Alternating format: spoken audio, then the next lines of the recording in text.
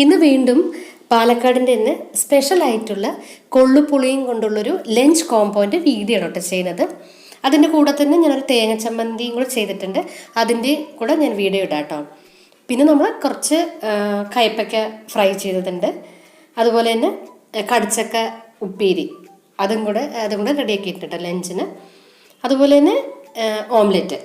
ഇത് 4 എണ്ണമാണ് lunch combo ആയിട്ട് ഞാൻ റെഡിയാക്കിയിട്ടുള്ളത് കേട്ടോ. ഈ കൊള്ളുപുളി എന്ന് പറയുന്നത് നമ്മൾ കൊള്ളെന്ന് പറയുന്നത് ഇവിടെ പാലക്കാടൊക്കെ മുതിരനെയാണ് നമ്മൾ കൊള്ളെന്ന് പറയുന്നത്.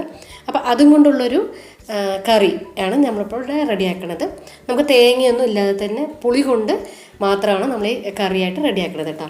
അപ്പോൾ നമുക്ക് പെട്ടെന്ന് വീഡിയോയിലേക്ക് കിടക്കാം. അതിൻ്റെ കൂടെ തന്നെ ഒരു സംഭാരം കൂടിയിട്ടാണ് ഈ ലഞ്ച് മെനു കേട്ടോ. ആദ്യം തന്നെ നമുക്ക് ഈ കൊള്ള് ഒന്ന് ഫ്രൈ ചെയ്തിട്ടെടുക്കാം. എണ്ണ ഒന്നും ഒഴിക്കണ്ട കേട്ടോ. വെറുതെ തന്നെ ചീനച്ചട്ടിയിൽ ഒരു 5 മിനിറ്റൊക്കെ ലോ ഫ്ലെയിമിൽ വെച്ചിട്ട് ഒന്ന് ഫ്രൈ ചെയ്തിട്ട് എടുത്താൽ മതി. അപ്പോൾ നമ്മുടെ കറിക്ക് നല്ലൊരു മണം വരാനാണ് നമ്മൾ ഇതുപോലെ ഒന്ന് ഫ്രൈ ചെയ്തിട്ട് എടുക്കണത് കേട്ടോ. വറുത്തതിന് ശേഷമാണ് കേട്ടോ നമ്മളിതൊന്ന് കഴുകിയെടുക്കണം, നന്നായിട്ട് കഴുകിയെടുക്കുക. അതുപോലെ തന്നെ കല്ലൊക്കെ ഉണ്ടെങ്കിൽ നന്നായിട്ട് അരിച്ചും കൂടി എടുക്കണം കേട്ടോ. ചില കൊള്ളിലൊക്കെ നല്ല കല്ലുണ്ടാവാറുണ്ട്, അതൊന്ന് അരിച്ചെടുക്കുക. എന്നിട്ട് നമുക്കത് കുക്കറിൽ തന്നെ വേവിച്ചെടുക്കണം. അതിനായിട്ട് മുളക് പൊടിയും അതുപോലെ തന്നെ മഞ്ഞൾപ്പൊടിയും അതേപോലെ തന്നെ ആവശ്യത്തിനുള്ള ഉപ്പും അതും കൂടെ ചേർക്കുക.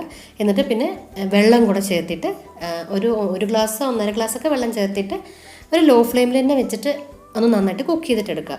കുറച്ച് നേരം ഒന്ന് കുക്ക് ചെയ്യേണ്ടി വരും. ഇത് പെട്ടെന്ന് വെന്ത് വരുന്നതല്ലല്ലോ കൊള്ള്. അപ്പോൾ കുറച്ച് നേരം ഒന്ന് കുക്ക് ചെയ്തിട്ട് എടുക്കുക.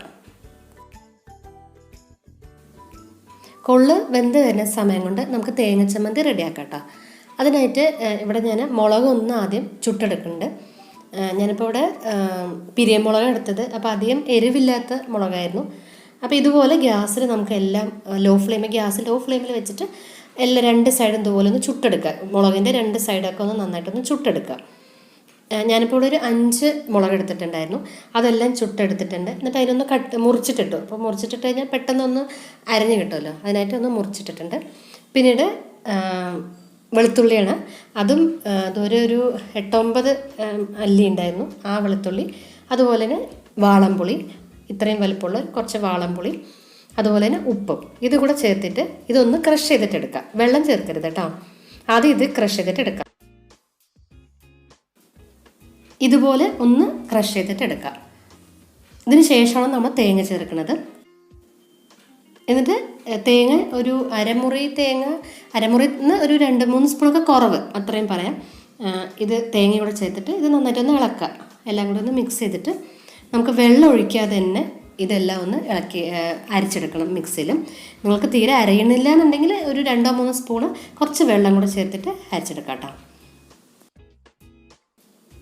ഇത് കണ്ടോ, നമ്മുടെ ചമ്മന്തി റെഡി ആയിട്ടുണ്ട്. ഇതുപോലെ ഒന്ന് അരിഞ്ഞ് കിട്ടും. നിങ്ങൾക്ക് വേണമെങ്കിൽ കുറച്ച്, ഞാൻ നേരത്തെ പറഞ്ഞ പോലെ തന്നെ ഒരു 1-2 സ്പൂൺ വേണമെങ്കിൽ വെള്ളം ഒഴിച്ചു കൊടുക്കാം കേട്ടോ. ഞാനിപ്പോൾ വെള്ളം ഒഴിച്ചിട്ടില്ല. അപ്പോൾ ഇതുപോലെ ഒന്ന് അരച്ചെടുക്കുക. വളരെ ടേസ്റ്റിയാണ് കേട്ടോ. ഇത് എല്ലാവരും ഒന്ന് ട്രൈ ചെയ്യണം. ഇനി നമ്മൾക്ക് കൊള്ളിന് വേണ്ടിയിട്ട് വാളംപുളി ഒന്ന് വെള്ളത്തിൽ കുതിർക്കാനായിട്ട് വെക്കണം.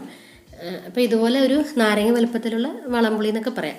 അതൊന്ന് വെള്ളത്തിൽ ഒരു 10 മിനിറ്റൊക്കെ ഒന്ന് കുതിർക്കാനായിട്ട് വെക്കാം കേട്ടോ. നമ്മുടെ കൊള്ളു കണ്ട ഇതുപോലെ നന്നായിട്ട് വെന്ത് വന്നിട്ടുണ്ട്. അപ്പോൾ വെള്ളമൊക്കെ വറ്റിയിട്ടുണ്ട് കേട്ടോ. ഞാൻ ഒരു ഗ്ലാസ്സൊക്കെ വെള്ളം ഒഴിച്ചിട്ടാണ് വേവിച്ചെടുത്തത്. കാരണം നമ്മൾ ഒരുപാട് വെള്ളം ഒഴിച്ചിട്ട് വേവിച്ചെടുക്കുമെങ്കിൽ അത് പെട്ടെന്ന് വെന്ത് കിട്ടില്ല. അപ്പോൾ പിന്നീട് വെള്ളം ഒഴിക്കുക എന്നുള്ളതിൽ ഞാൻ ആദ്യം ഒരു ഗ്ലാസ്സൊക്കെ വെള്ളം ഒഴിച്ചിട്ടാണ് വേവിച്ചെടുത്തത് കേട്ടോ. എന്നിട്ട് നമ്മൾ ഈ പുളി പിഴിഞ്ഞ വെള്ളം അതുകൂടെ ചേർത്ത് കൊടുക്കുക. എന്നിട്ട് ഇത് ഒരു ലോ ഫ്ലെയിമിൽ വെച്ചിട്ട് ഒരു 10 മിനിറ്റൊക്കെ ഒന്ന് നന്നായിട്ടൊന്ന് തിളപ്പിച്ചിട്ടെടുക്കാം. അതിനുശേഷം നമുക്ക് വീണ്ടും വെള്ളം ഒഴിച്ചു കൊടുക്കുക. നമുക്ക് ചാറിൻ്റെ കൺസിസ്റ്റൻസി അല്ലേ, അപ്പോൾ അതിനനുസരിച്ചിട്ടുള്ള വീണ്ടും വെള്ളം ഒഴിച്ചിട്ട് വീണ്ടും ഒന്ന് തിളപ്പിച്ചിട്ട് നന്നായിട്ടൊന്ന് തിളപ്പിച്ചിട്ടെടുക്കാം. ഇത് കണ്ടോ, ഇതുപോലെ ഒരു കൺസിസ്റ്റൻസിയിൽ നമ്മുടെ ചാറ് റെഡി ആയിട്ടുണ്ട് കേട്ടോ. ഇതിപ്പോൾ വെള്ളവും പുളിയൊക്കെ കറക്റ്റാണ്.